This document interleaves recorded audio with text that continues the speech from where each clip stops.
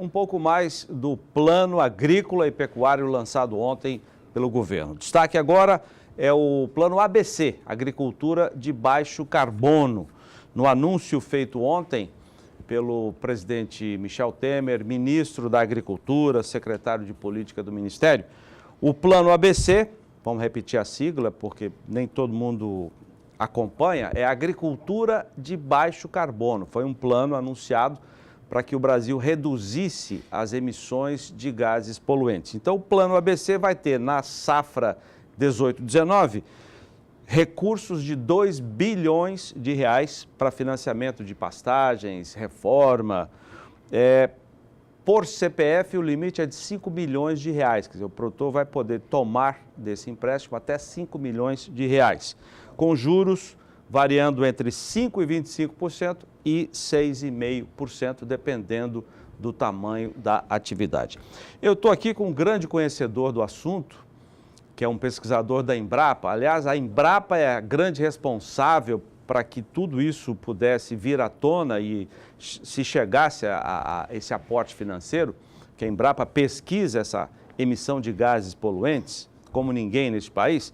O Zimmer, Ademir Zimmer, é pesquisador da Embrapa e estuda direto esse assunto. Ô Zimmer, vamos começar dizendo o seguinte: o que é o Plano ABC, que foi implantado em 2010, estamos com 8 anos, portanto, ele abrange o que na propriedade? O Plano ABC, na verdade, foi um compromisso que o Brasil assumiu na época, na COP20, de redução de emissões no balanço de gases de efeito estufa, né? Então ele prevê recuperação de pastagem, integração lavoura-pecuária, fixação biológica de nitrogênio, florestas, produção florestal, enfim, uma série de atividades agrícolas que podem contribuir para amenizar esse problema do balanço de gases de efeito estufa. Porque na realidade nós temos que encarar o seguinte, precisa ser dito. Tem essa discussão, o problema do aquecimento global é um ciclo geológico da Terra, é efeito antrópico, efeito homem. Na verdade, nós temos efeito das duas coisas, provavelmente. Isso não é bem definido. Mas o importante é que o problema está acontecendo e nós precisamos enfrentá-lo. Ô Zimmer, temos aí então esse aporte com limite de 5 milhões de reais por CPF, quer dizer, o produtor vai tomar até esse valor, pode tomar 100 mil, 200 mil, 500 mil, até 5 milhões de reais. Eu fiz a conta agora há pouco, ontem o governo anunciou 2 bilhões de reais para o Plano ABC. Se todos os produtores tomassem ou tomarem o limite de 5 milhões, o plano vai contemplar 400 produtores no Brasil. Isso se todo mundo tomar 5 milhões, é claro que uns que têm um tamanho menor vão tomar vão emprestar menos. De que maneira isso pode ser aplicado na prática?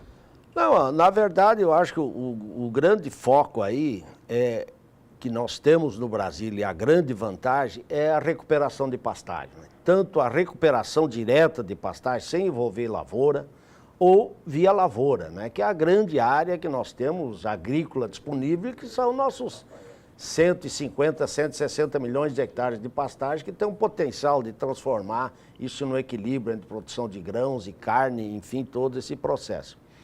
O que nós temos que levar em conta, o recurso é pouco, mas em alguns anos parece que não tem sido utilizado como um todo.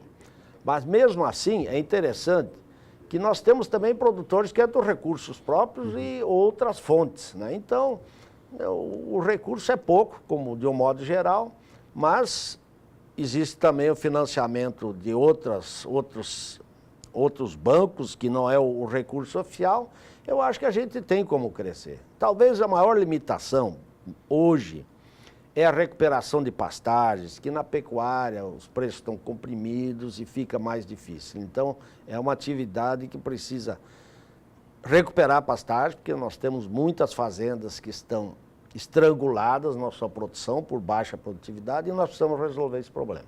Agora, isso contempla o cuidado com o solo, com o subsolo da propriedade? Sim, isso é importante, que um dos pontos fortes desse financiamento é recuperação de solo, via calagem, adubação, e que é fundamental tanto para a agricultura como para a pecuária, nas pastagens.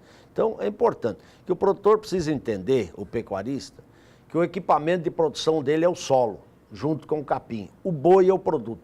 Então, ele precisa pensar dessa forma. Se ele não cuidar do seu solo, da sua pastagem, ele não vai ter como alimentar seu animal. E a recuperação de fontes, o cuidado com a água da propriedade, o financiamento contempla isso também? Que, na verdade, ele não contempla diretamente, mas tem um efeito fantástico que, além de melhorar esse aspecto de gás de efeito estufa, quando nós recuperamos pastagens, conduzimos lavouras corretamente, com boa cobertura do solo, bom manejo da pastagem, terraços onde for necessário, nós contribuímos muito para a conservação do solo e água. Nós temos experimentos que nós já conduzimos há alguns anos, onde uma boa cobertura do solo, ela reduz 90% da erosão e os terraços complementam os outros 10%. Ou seja, perda de solo e perda de água amplamente reduzida.